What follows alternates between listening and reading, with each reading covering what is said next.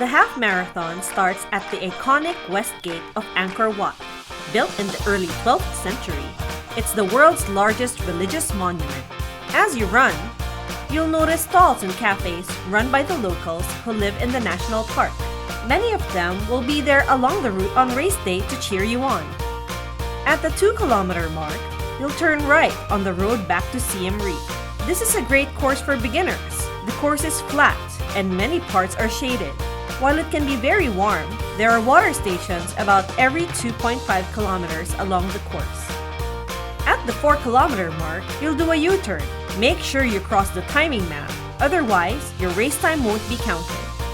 Just after you turn right back onto the road along the Angkor Wat moat, there's a water station with bananas in case you need some extra fuel.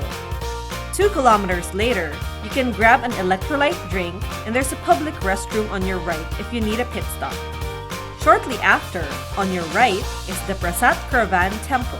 The temple was built in the early 10th century and the name means Cardamom Sanctuary. Eventually, you'll see the wall of Ta Prohm Temple on your right. The temple has a romantic atmosphere with trees growing out of the stone and on roofs, which might be why it was chosen for Angelina Jolie's Tomb Raider movie.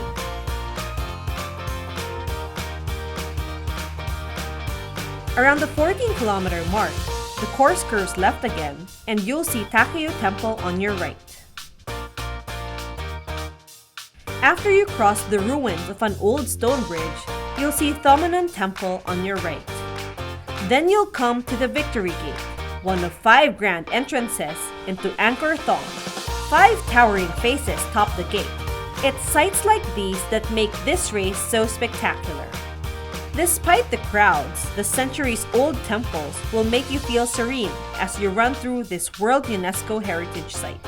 The course takes you right up to the elephant terraces and then curves left. You'll run along what was once the site of royal receptions and gatherings. Up ahead is Bayon Temple. The temple has hundreds of smiling Buddha faces carved onto it. This is also the only place in the park where you can ride an elephant. The course narrows as you go through the south gate of Angkor Thom. Once you're through, you'll see statues of demons on your right and gods on your left. At the 20-kilometer mark is the last water and electrolyte station before the finish. Let the energy of the crowd carry you along. Soon, you'll see the West Gate on your left and the course curves right for your sprint to the finish line. You've just run a half marathon in one of the most historic and beautiful sites in the world.